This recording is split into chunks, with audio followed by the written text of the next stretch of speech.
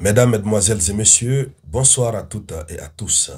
À la une de l'actualité internationale, la Russie et la Chine viennent de lancer l'un des plus grands exercices militaires maritimes conjoints qui sème la panique dans la tête, dans le cœur des Occidentaux.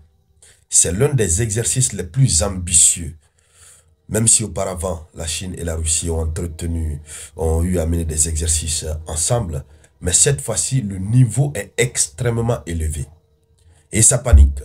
À Washington, ça se pose beaucoup de questions. Mais est-ce qu'ils ont à se soucier, puisque eux aussi ont commencé des activités militaires du côté de l'Australie, même si par après on a vu aussi que la tentative de l'Australie de se hisser au sommet des puissances de cette région a été un échec cuisant. Mais il faut dire que la Russie étant une puissance, la Chine étant une puissance, la mise en commun de leurs forces, et cette fois-ci avec des ambitions encore démesurées, ça fait craindre le pire. L'Occident panique. Cet exercice est appelé Interaction maritime 2025. Donc, Interaction maritime 2025. Ça veut dire après tempête de juillet que la Russie a lancé simultanément sur plusieurs mers. Cette fois-ci, c'est Interaction maritime 2025. Ce type d'exercice que nous sommes en train de voir en 2025, en 2024, ça n'a pas existé comme ça. Toutes les puissances sont en état d'alerte maximale. Se préparent. Parce que la guerre que l'Occident veut déclencher contre le Sud global est prévue pour vers 2029-2030. Certains experts parlent de 2027. Donc, ces puissances doivent se préparer, surtout que, tout récemment, le commandant du commandement des unités américaines pour l'Europe a été très clair. Il a dit qu'il faut envisager une frappe, une guerre simultanée contre la Chine et contre la Russie en 2027. Et donc, dames et messieurs, dans le cadre de cette vidéoconférence et de cette actualité que nous allons parler, mais avant de continuer, je vous demande humblement de partager la vidéoconférence au maximum dans tous les groupes possibles. Et n'oubliez surtout pas, allez-y sur Play Store, pour ceux qui ne l'ont pas encore fait, téléchargez l'application Moyen Express. C'est soutenir l'Afrique des souverainetés. C'est de cela qu'il s'agit. Allons-y dans les profondeurs. Alors, c'est une coopération militaire affichée entre les deux puissances. Une coopération inédite à un autre niveau. Et les navires de guerre chinois sont arrivés en Russie. Sont arrivés dans la ville de Vladivostok. Et ce sont les Russes qui ont reçu ces navires. La réception de ces navires a obéi à une cérémonie traditionnelle qui implique le respect militaire et la tradition russe à travers le sel et le pain. Oui.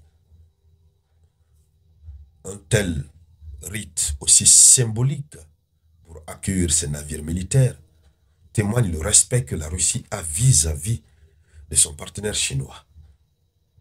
Et cela prouve à la Chine que la Russie ne prend pas cette affaire à la légère.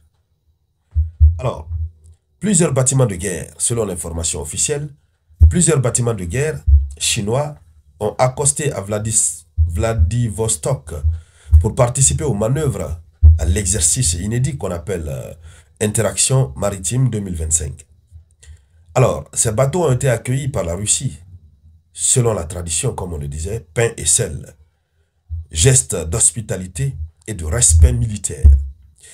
Cette scène est très symbolique, elle montre la volonté d'alliance et de confiance entre Moscou et Pékin, dans un contexte de confrontation globale avec l'Occident, bien entendu, puisque toutes ces préparations, c'est en vue de faire face à l'Occident décadent.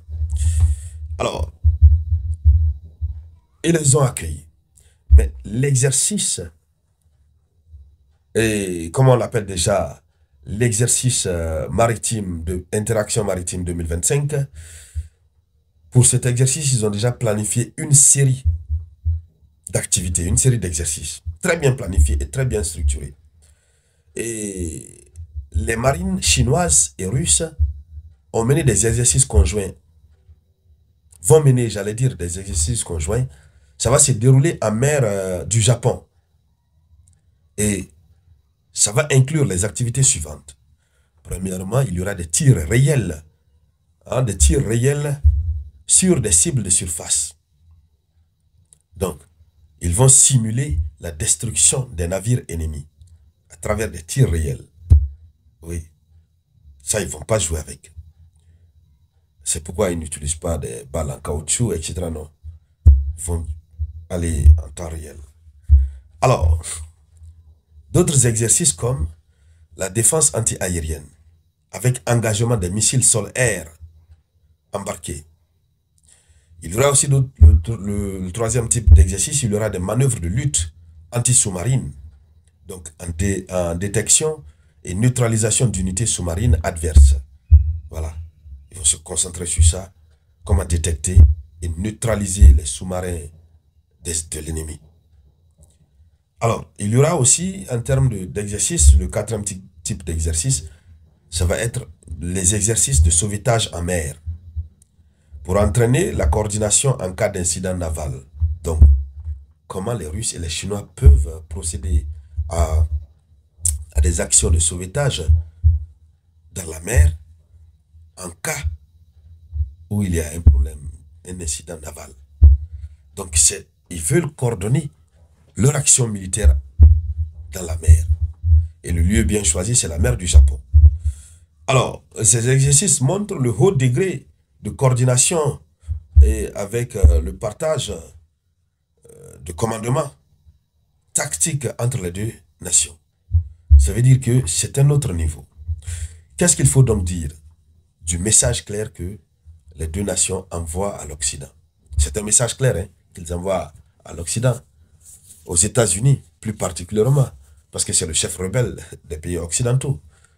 Donc, le message clair, il faut dire que d'abord, ça se passe dans une zone d'exercice hautement géopolitique. Parce que la mer du Japon est bordée par le Japon, la Corée du Sud et la Russie. Donc,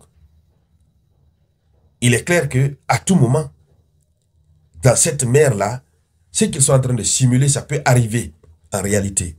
Donc, ils sont en train de procéder à la fiction sur le lieu où la chose peut se passer. Et donc, la proximité des bases anciennes du Pacifique, voilà, donc, organiser des tirs réels dans cette zone est un acte stratégique fort. Moscou et Pékin veulent montrer leur capacité à opérer ensemble près des lignes américaines. Et cela pourrait aussi être une réponse aux exercices conjoints américano-japonais ou Corée du Sud et des États-Unis, que eux aussi ont eu à exercer là. Vous avez exercé là, nous aussi on vient à exercer là. Et si vous voulez, on se confronte là-bas. Voilà. Donc, voici le message clair. Et le deuxième message, c'est que par cette démonstration de force et de puissance, la Chine et la Russie affichent leur alliance militaire, mais désormais bien structurée. Donc, voici ce qui est en train de se passer, ce qui va se passer, et le message qui est derrière.